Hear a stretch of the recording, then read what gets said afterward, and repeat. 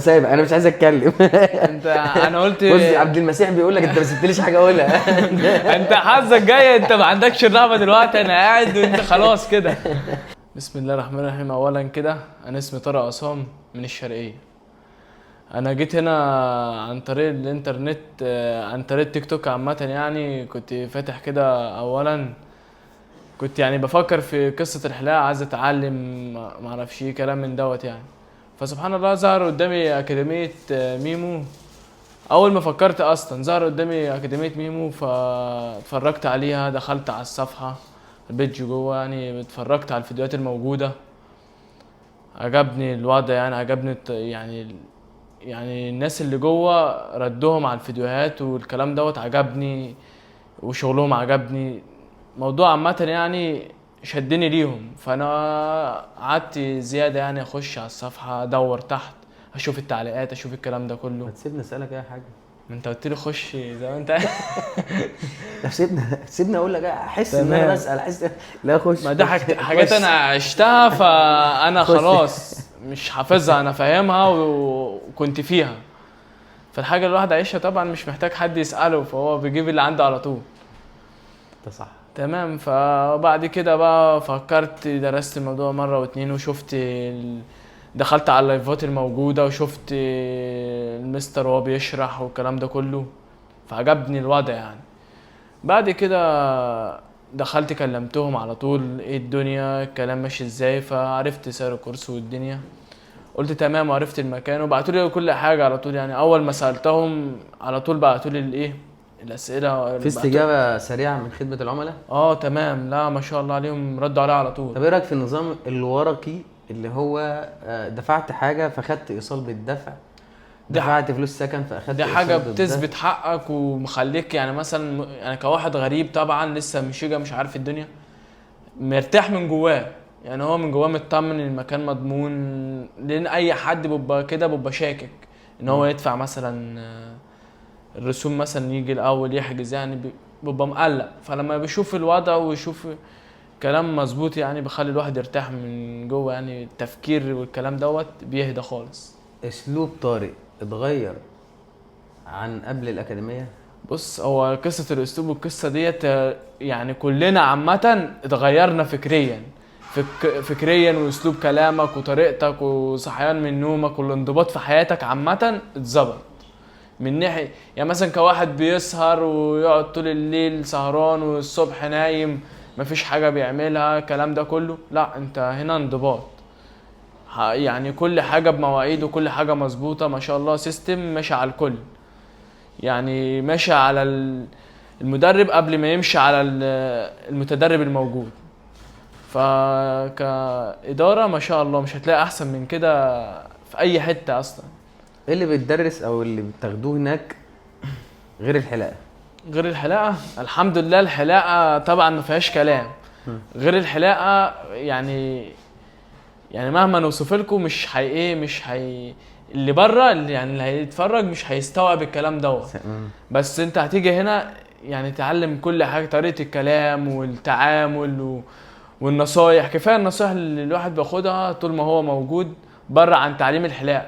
يعني انت يعني النصايح والتشجيعات اللي جوه عامه، يعني في العامه، مش في مجالنا بس، مش بنتكلم على مجال الحلاقه، لا ده احنا بنتكلم عامه في كل حاجه في حياتك، مش على قد مجال الحلاقه بس. بفضل الله كل حاجه هنا بتاخدها يعني بالحلاقه وغيرها، في الاسلوب والطريقه والتعامل وما شاء الله يعني كل حاجه جميله. ايه تاني؟ ايه تاني؟ احنا اتفقنا ان انا مش هتكلم. ايه تاني؟ اسالني وانا هجاوب. انا الواحد دلوقتي برضو اسالني. دلوقتي اسالني. يعني مثلا انت قلت لي مثلا مش سيبني فرصه اتكلم، فانا سبت لك طيب فرصه. حاضر. يعني مثلا حاضر. حاجات طبعا واحد انت لما بتكون في الاكاديميه تمام. وحاجه تقف معاك، من ناحيه عامه، من ناحيه الشغل، من ناحيه الحلاقه او بره الحلاقه، المستر رضا ما شاء الله عليه يعني موجود، يعني في مقام ابونا واخونا الكبير وكل حاجه بصراحه ربنا. يعني بنقول كده، دي حقيقه. يعني الناس لما تجرب هتعرف الكلام دوت. يعني ممكن الناس مش تكون مستوعبه، او ما فيش الكلام دوت، لا الكلام ده موجود. مش هتعرف قيمه الكلام دوت او تحس الكلام ده غير لما تشوف يعني حضورك هنا. حضورك هنا يعرفك ده كله عامه طيب. يعني. الصورة الكونية اللي انت كنت متخيلها قبل ما تيجي ميمو اكاديمي، ودلوقتي اللي انت مكونها عنها، يعني ايه اللي انت كنت فاكره قبل ما تيجي؟ انت ذكرت في البداية قلت كنت مفكر ان هم ناس زي اي مكان ممكن اكون انا معرفوش، فممكن يكونوا بينصبوا ناس بتضحك، مش هتعلم مش هروح. وايه اللي انت كونته بعد ما جيت هنا؟ تمام. انا عامه الافكار اللي بتيجي للناس كلها، يعني اللي بتيجي تقدم، يعني مثلا بقول لك، يعني مثلا لو على تعليم الحلاقه الواحد بيقول ايه، طب انا هروح بقى واسيبها على الله، مش عارف هتعلم ولا لا في الكلام ده ولا لا، بس الكلام ده موجود ده عامه. بالنسبة لك انت قبل ما تيجي انت كنت بتتابعنا على التيك توك، تمام. صح كده؟ طريقة الفيديوهات ولا اللايف ولا البيج ككل، ايه الحاجة اللي شدتك اكتر وخلتك تبقى واثق انك هتيجي هنا تتعلم؟ ما بص، ما هو اولا يعني مثلا الفيديو عامه اللي انت بتنزله، الفيديو اللي انت بتنزله دي حاجه خلتني اخش على الصفحه. تمام. من هنا بدات اتابع الصفحه عشان اشوف الايه اللايفات. تمام. فانا دخلت اشوف اللايفات دي تاكيد. يعني انا مثلا اول ما شفت الفيديو نزلته عشان مثلا لو تاه عني او كده ابقى ايه، ابقى مستعد ليه في اي وقت ارجع ترجع له اجيب تاني. اسم الصفحه واخش عليها وتابعتك عشان برضو ايه. المهم بعد كده يعني مثلا كواحد عايز بقى يشوف الدنيا، يشوف هيتعلم فين او خلاص خد القرار، بيبدا يخش على الصفحه، بيشوف طبعا متابعها، بيشوف مثلا لايف هيفتح الساعه كام، لايف. سألت حد على الكومنتات؟ لا بصراحه لا. انا كنت واثق من نفسك قد ايه المكان ده هيعلمك؟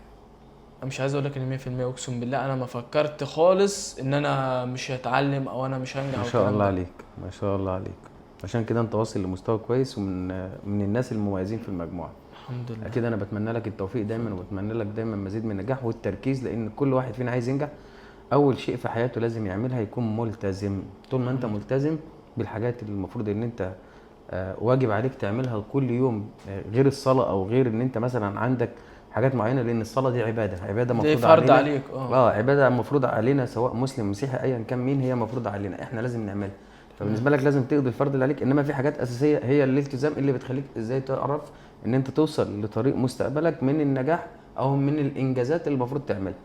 لان انا النهارده كطارق في يوم من الايام انا هكون مثل لاخويا الصغير، لاخويا الكبير، لوالدي سند ليه، لزميل ليا، لاخ ليا، لحد من الناس اللي هي الشباب اللي المفروض في يوم من الايام انت زيك زيهم او كانوا بيحلموا في يوم من الايام. فالنهارده انت بالنسبه لك شايف ان الموضوع مش صعب يا جماعه، انا جيت الموضوع مش صعب والله، ما صعب. يعني بنصح اي حد يجي ياخد الخطوه ده تنفعه. يعني مثلا الناس مثلا اللي بيسافروا مثلا متمرمطين بره، متمرمطين من غير صنعه. وليه اخويا برضو متمرمط بره ومعاه كليه، مش هقول لك ما معاش كليه، معاه كليه بس متمرمط. يعني انت النهارده بتتكلم اتعلم، خد جامعتك خد جامعتك بس اهم حاجه جنب دول الصنعه. الصنعه دي رقم واحد. معلش يعني مثلا لو انت مش يعني انت مثلا لو مش هتشتغل، لو انت مثلا عامل حسابك انت تطلع من الجامعه تشتغل بكليتك، طب انت في الجامعه هتعوز تصرف على نفسك، هتعوز لك مصاريف، صح، هتعوز شغلانه تحت ايدك. وبعدين دي تقدر تروح جامعتك وتيجي من الجامعه تيجي من الجامعه تروح الشغل، تروح شغلك عادي مثلا وتشتغل ومش هتعطل. لو مثلا مش عايز تشتغل في محل بره، هتفتح لك محل في بيتك، هتخلص. معلش محل حلاقه دلوقتي بيفتح من الساعه 1 وانت كليتك مش هتعدي 1، هتعدي 2، هتظبط مواعيدك على اقل حاجه تعملها. فانا بنصح اي حد لو في كليه ايه حتى تجيب بعضك وتيجي تتعلم الحلاقه، ده حاجه اساسيه السنه معاك. ايه رايك في الناس اللي بتبعت لنا كومنتات وبتقول البلد كلها بقت حلاقين، هو اي حد يتعلم، هو النهارده شهر مش كفايه او الى اخره، بعيدا عن ده كل الاسئله دي رايك فيها ايه؟ رايي فيها ان معلش هو مش عايز يتفرج على حاجه ما يتفرجش، بس انا عايز اقول له ان لو هي مش فايداك فايده غيرك.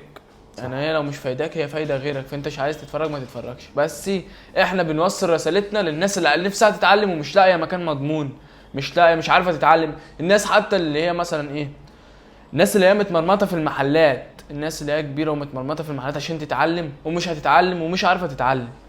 صح. فهي تيجي هنا، دي احنا بنوصل رساله يعني لله حتى. يعني مثلا مش للبشر، لله. يعني عايز يستفاد منها يستفاد، واللي عايز يجي هيدور في البيج بتاعنا مثلا وهيخش ويشوف التعليقات، هيشوف الناس المتعلمه.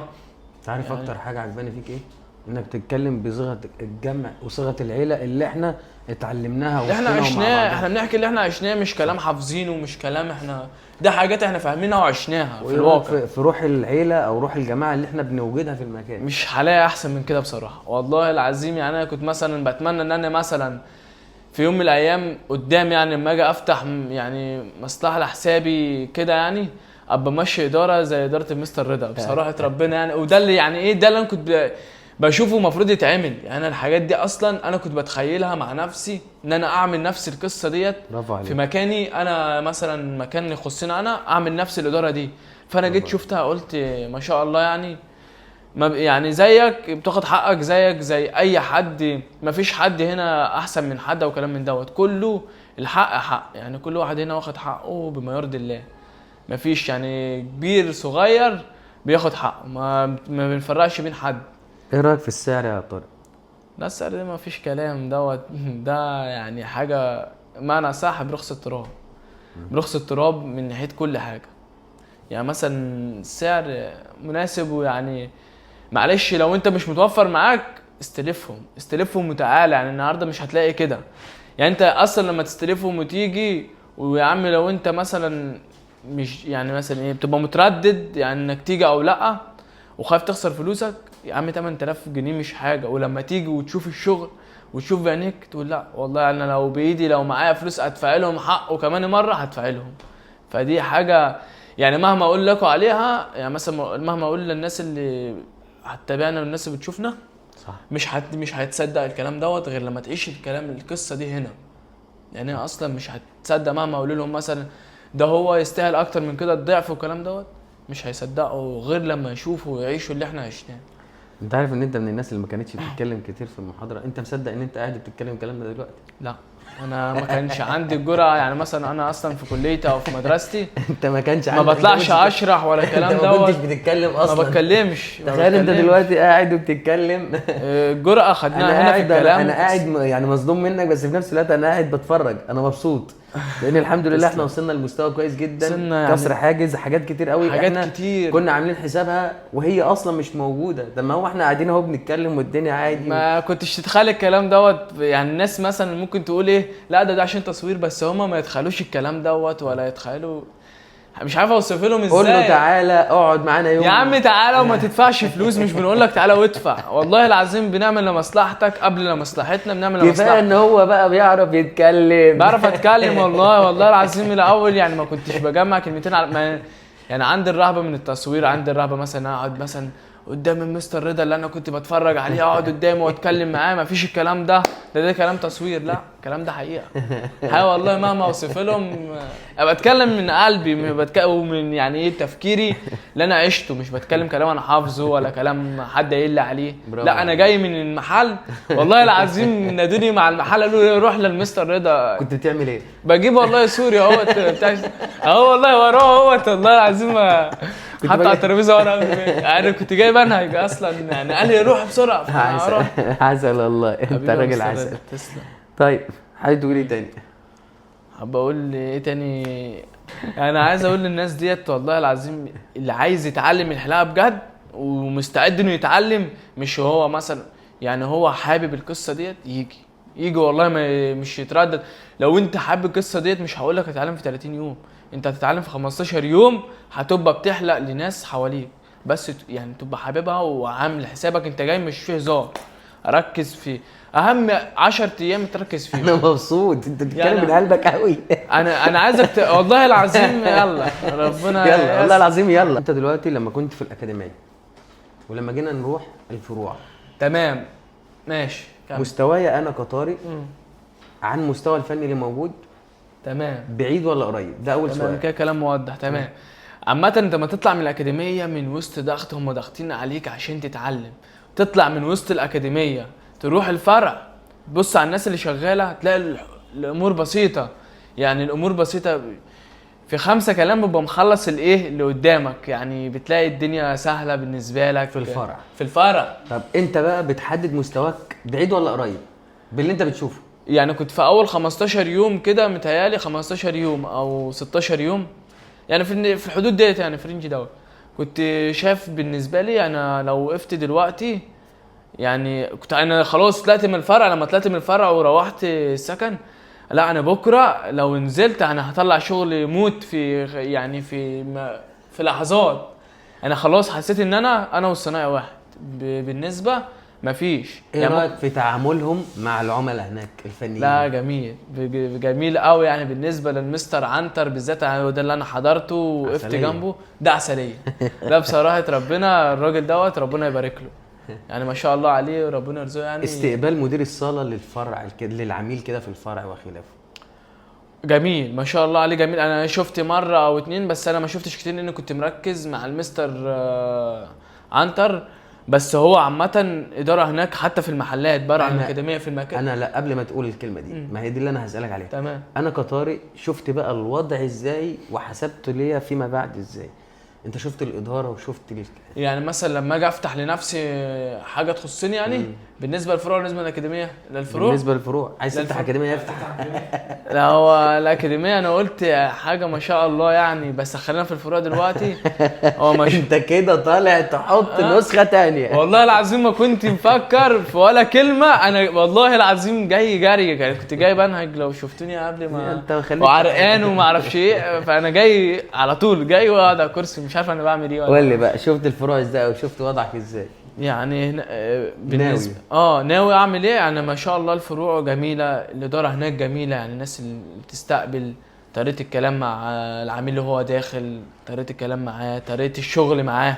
يعني الصنايعي الموجود، الفني الموجود بتاع الحلاق، ما شاء الله طريقته الكلام مع العميل وهو قاعد على الكرسي جميل، حاجه ما شاء الله عليها يعني. خلي يعني ايه تبسط العميل، انت نفسك اسلوبك جميل معاه. بيفرق يعني معاكوا الزيارات دي بقى في الفرع؟ دي كده كده يعني 100% بتفرق معاك بنسبة 100%، والله 1,000,000% كمان. أول حد حلقت له في الفرع بقى وصلت، كنت أنت قبل ما تحلق له وتقف في الفرع بعد ما حلقت له؟ بعد ما حلقت له في الفرع حسيت ان انا يعني مثلا كان زميل ليا في الاكاديميه، مش واحد غريب مسلم لي دماغه يعني، لا واحد زميل ليا اخ ليا في الاكاديميه عارفه هنا برضه. يعني درجه ان هو يثق فيا ان انا احلق له وهو يحلق لي وكده، ان احنا طالعين من مكان مضمون. يعني احنا اصلا متاسسين صح، احنا تاسسنا صح فحلقنا صح، فهو بقى اصبح الثقه بينا في الطبيعي اللي هو عادي بقى حلاق عادي. مش انت فوقت قد ايه بعدها؟ لا فوت، انت شفت لاحظت عليا 1,000,000% ما شاء الله عليا. انا كنت حاسس نفسي خلاص انا هطلع في فرع بكره، مش هشتغل تاني اكاديميه، خلاص كده انا اتعلمت حاجه جميله ما شاء الله يعني. انا مش عارف اسالها. انت خلصت كل الكلام.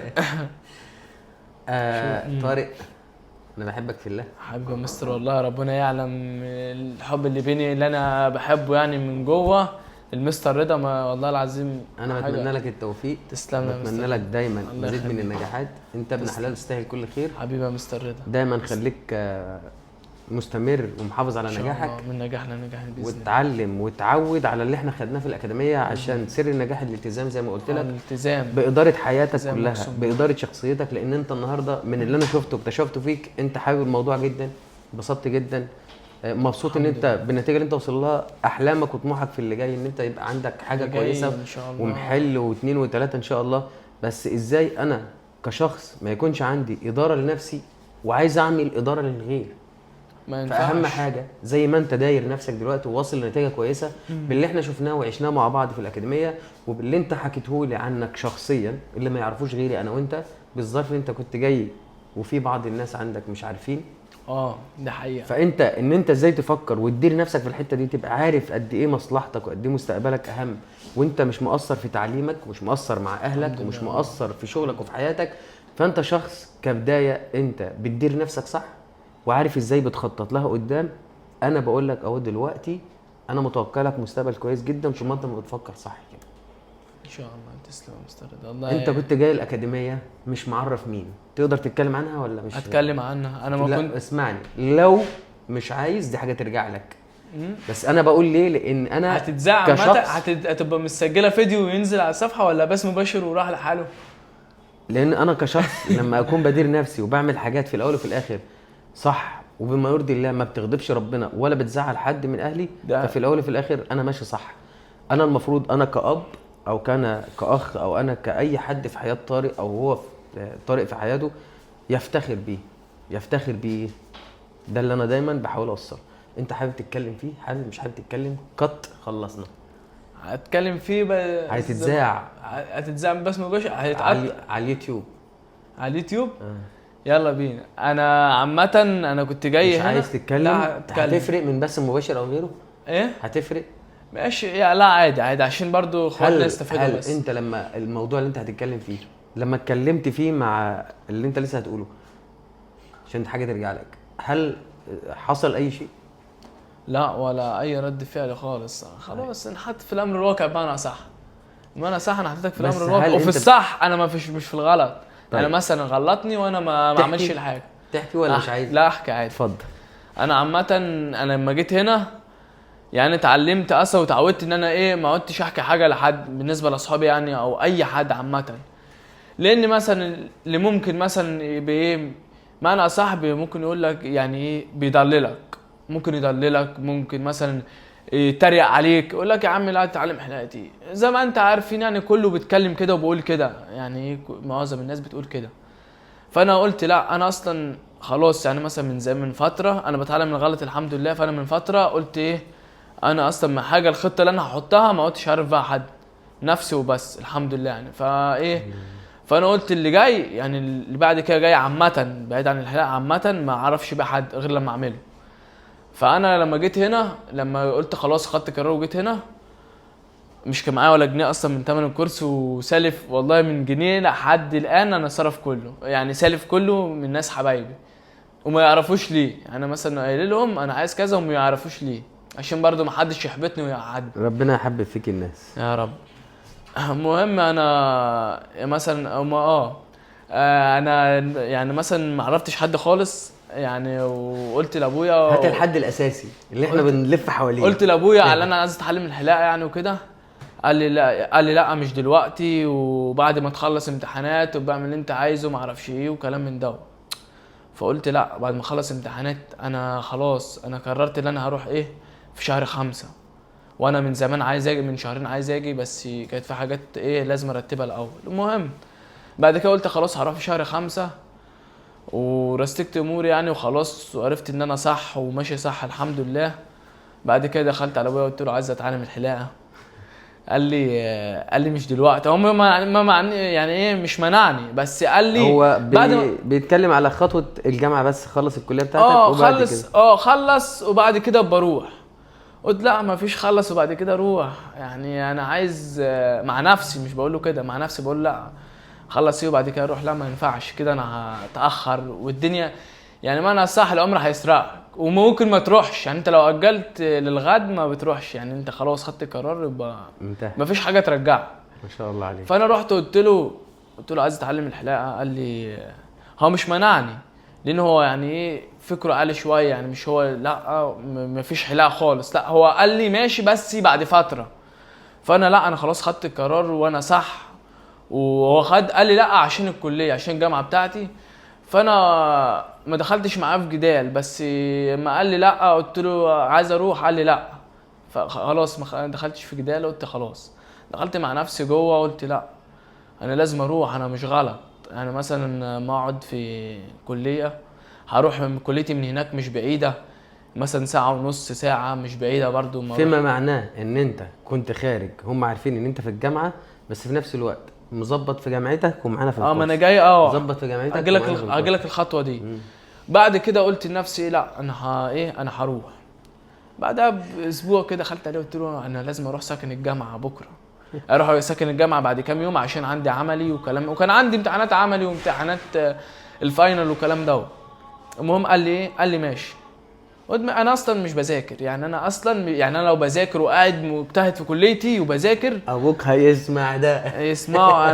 انا بقول حقيقه، انا لو بذاكر سلمت نفسك انت وشايف نفسي تمام، انا مثلا مش هقول للاجازه هروح الاجازه. تقصد ان انت الموضوع مش ضغطك فانت يعني انا مش مضغوط في الكليه عامه. انا اصلا مش مضغوط في الكليه. انا قلت انا مش مضغوط في الكليه، ايه اللي انا ده كله بحسب مع نفسي. انا ما مضغوطش في الكليه، انا قاعد هنا واروح هنا واجي من هنا، قاعد فوق الولاد بيجوا يقعدوا معايا، انا ما بعملش حاجه للكليه. يعني انا لو بذاكر للكليه والكلام ده مش هقول مش هتعلمها، لا انا هتعلم الحلاقه بس في الاجازه زي ما ابويا قال لي.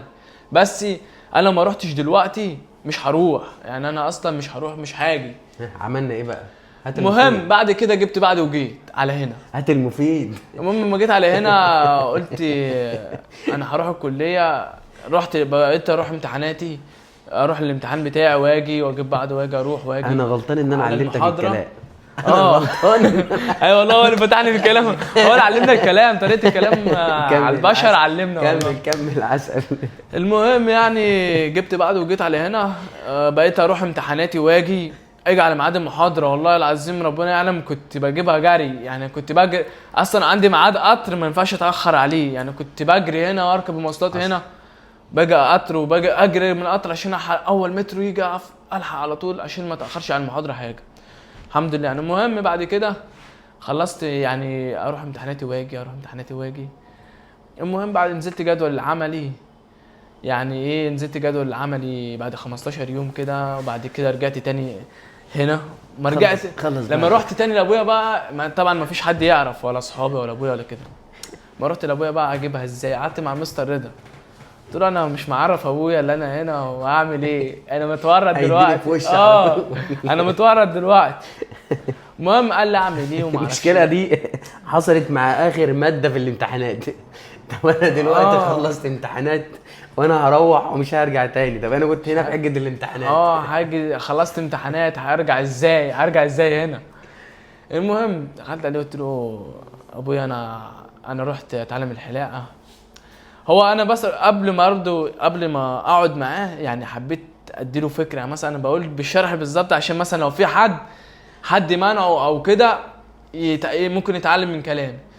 يعني قبل ما اقول له مش قلت له على طول كده، انا اول ما رحت مش قلت له على طول، يعني اديته يعني زي نظام اديته فكره كده. يعني مثلا ايه مهدت شويه كده. مهدت الدنيا.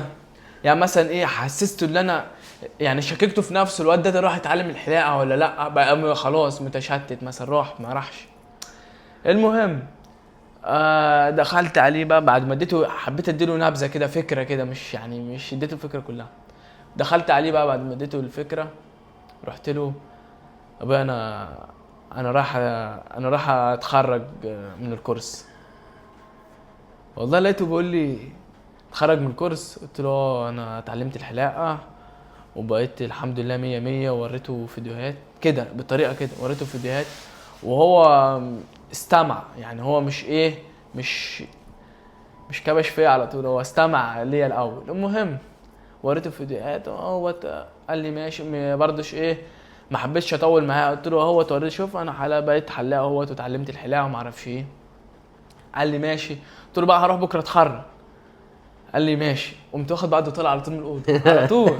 ما مش هستنى منه رد عشان ما ارضه بقى، مش عايز برضو زي نظام يعني اللي هو اختفي من قدامه بسرعه. اختفي من قدامه بسرعه، ومش عايز برضو ان انا احطه في دايره ان الواد برضو يفكر برضو ان الواد برضو عمل اللي هو عايزه. لا مش حبيت اديله الفكره دي. بالعكس خدت بعده هو اكيد فخور بيك لان انت برضو وظيفتي ما بين الكليه الحمد لله والله امتحاناتي كلها العمل ده كله نستفيد من قعدتنا اللي احنا قعدناها قبل ما انت تنزل الجدول او تنزل لوالدك، ان انا ما اخبيش عنه حاجه وما اعملش حاجه تغضب ربنا او تزعله. الحمد لله انا اصلا طالما انت صارحته وهو ان انت بتعمل حاجه كويسه اكيد هو مش هيعارضك. بس هو نفس الوقت زي ما انت خدت درس هو اكيد اخد درس ان انا لازم أكيد. ابقى فاهم وافهم وادي فرصه للي قدامي. اكيد. انا عايز اقول لك ان انا ما بخبيش حاجه عن ابويا. يعني انا اصلا حاجه كويسه. انا حاجاتي انا اصلا صريح. يعني مثلا انا ما بعرفش الحمد لله ما بعملش الغلط. يعني مثلا لو عملت الغلط بحاسب نفسي قبل ما اروح احاسب قبل ما ابويا يحاسبني. طيب نصيحه بقى لحد زي طارق. نصيحه حد زي طارق والله أو حد غير طارق هو عايز يتحرك بس متردد. لا يجي والله يجي. انا يعني مثلا انا من اول الفيديو عمال اقول لك تعالى وشفت كلامي يعني صريح والله العظيم ما بخبيش. يعني مش مثلا زي الناس التانية. يعني مش حد محفظني الكلام بمعنى اصح. احنا بنحفظ حد كلام؟ نحفظ كلام دي واحد حافظ. يعني الواحد اللي حافظ ما بيتكلمش بشرح، ما بيتكلمش كده. ما تكلمش. بحبك في الله يا طارق. الحمد لله. تسلم يا مستر انبسطت معاك في حبيبي والله. التصوير حبيبي يا مستر. ومش هكررها معاك تاني عشان انت ما خليتنيش اتكلم. حبيبي يا مستر، وربنا يعلم أنا انا بحبك. بحب الراجل ده قد ايه، حبيبي. وربنا انا ما بحبش مثلا اشكر في حد ولا بحب. كنت شايفني قبل ما تيجي حد تنك وبتاع، واللي هو هتعامل مع الراجل ده ازاي ولا يعني الناس كلها كانت شايفاك كده، بس يعني ايه، الحمد لله نزل ليها نظره في البني ادم، الحمد لله يعني ما بتخيبش، الحمد لله. انا مبسوط حبيبي يا وبحبك مستر. في الله. حبيبي.